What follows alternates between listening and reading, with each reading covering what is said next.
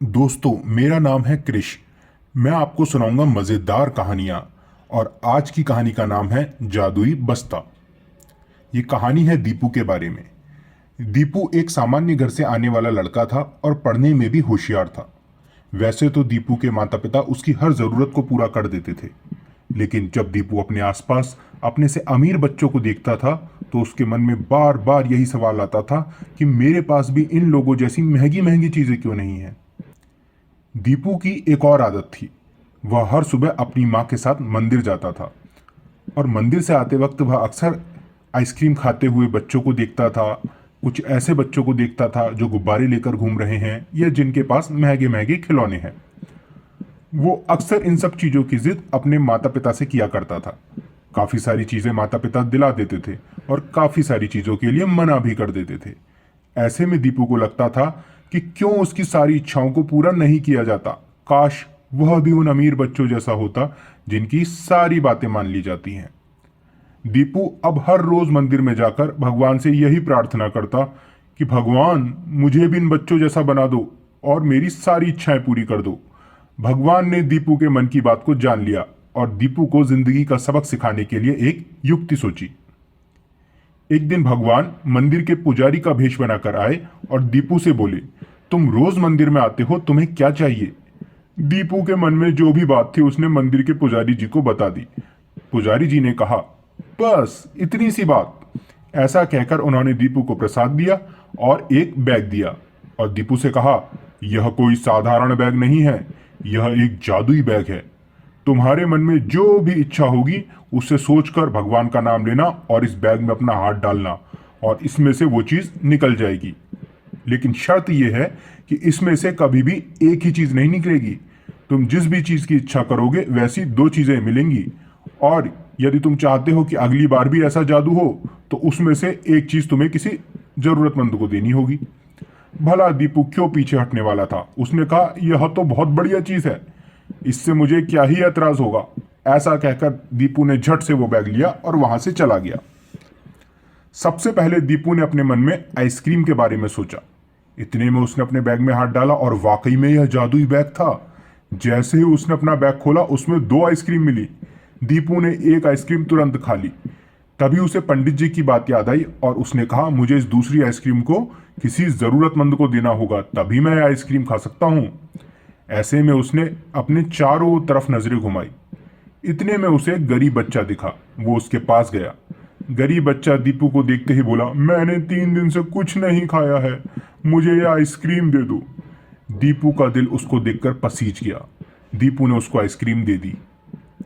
अगली बार दीपू ने अपने मन में पिज्जा खाने के बारे में सोचा और बैग में हाथ डाला।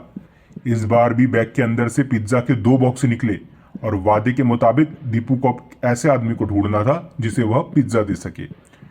इतने में उसे अपने स्कूल के बाहर बैठा हुआ एक भिखारी दिखाई दिया जो चलने फिरने में भी असमर्थ था। दीपू को उसे देखकर दया आ गई और उसने पिज्जा का बॉक्स उस भिखारी को दे दिया। पहले तो भिखारी ने कहा, मुझे रोटी दे दो, ये सब चीजें मैं नहीं खा पाऊंगा। लेकिन दीपू के आग्रह करने पर भिखारी ने वह पिज्जा खा लिया और दीपू को आशीर्वाद दिया। तीसरी बार दीपू ने अपने मन में रंग बिरंगे गुब्बारों के बारे में सोचा और बैग में हाथ डाला तो उसे रंग बिरंगा गुब्बारा मिला। अब दीपू को पता था उसे क्या करना है। एक गुब्बारा किसी दूसरे जरूरतमंद को देना है। उसने चारों तरफ ढूंढने की बहुत कोशिश की, लेकिन कोई भी ऐसा इंसान उसे नहीं दिखाई दिया। अंत में उसे एक बहुत छोटा सा बच्चा दिखाई दिया जो धूप में खड़ा हुआ था।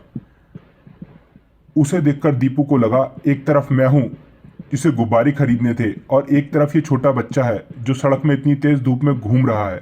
दीपू ने जिद करके एक गुब्बारा उसे पकड़ा दिया। लेकिन अब धीरे धीरे दीपू को समझ में आने लगा था, सिर्फ ऐसे ही लोग नहीं हैं जो उससे ज्यादा अमीर हैं, बल्कि इस दुनिया में ऐसे भी बहुत से लोग हैं जो उससे भी बुरी हालत में हैं। धीरे धीरे दीपू का मन उदास रहने लगा क्योंकि इस जादुई बैग के जरिए वो समाज की उन चीजों को देख पा रहा था जिन्हें अभी तक वह अनदेखा कर रहा था। दीपू को परेशान देखकर पुजारी जी समझ गए और उन्होंने पूछा, अब तो मैंने तुम्हें वह जादुई बैग दे दिया है, अब तुम किस लिए उदास हो? ऐसे में दीपू ने पुजारी जी को अपने मन में जो भी बात थी वह बता दी। पुजारी जी ने कहा, बस यही मैं तुम्हें समझाना चाह रहा था, ईश्वर हर किसी को अपने हिसाब से देता है। और ईश्वर हर किसी के लिए भला सोचता है। बस ईश्वर के काम करने का तरीका अलग है। हम छोटी छोटी चीजों से परेशान होकर ईश्वर को कोसने लगते हैं, बल्कि हमें तो भगवान का शुक्रिया अदा करना चाहिए उन सब चीजों के लिए जो उन्होंने हमें दी हैं। ऐसा कहकर पुजारी जी दीपू को जो समझाना चाह रहे थे वह उसे भली भांति समझ गया। उसने वह बैग पुजारी जी को वापस दे दिया और बोला, अब मुझे लोगों की मदद करने के लिए इस जादुई बैग की जरूरत नहीं है।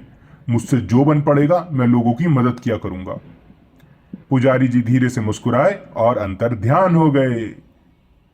तो दोस्तों, ये थी आज की कहानी, जिसके जरिए हमने जाना कि हमेशा उन चीजों के लिए मत उदास होइए जो आपके पास नहीं है, बल्कि उन चीजों के लिए एहसानमंद रहिए जो भगवान ने आपको प्रदान करी हैं। जो चीज आपके लिए अच्छी है एक न एक दिन आपको मिल ही जाएगी।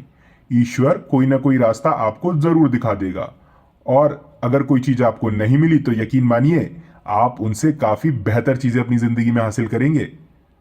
दोस्तों, कैसी लगी आपको ये कहानी हमें कमेंट बॉक्स में जरूर बताएं, और यदि इस तरीके की और कहानी आप सुनना चाहते हैं तो हमारे चैनल को लाइक करें, शेयर करें और सब्सक्राइब करें। आपके आसपास जो भी छोटे बच्चे हैं या दोस्त हैं उनको इस तरीके की कहानी जरूर सुनाएं। यदि आप अपने बच्चों के लिए कोई पर्सनलाइज स्टोरी बनवाना चाहते हैं तो डिस्क्रिप्शन में हमारे नंबर पर कांटेक्ट करें। चलिए मिलते हैं अब ऐसी किसी और रोचक कहानी में। तब तक के लिए बाय।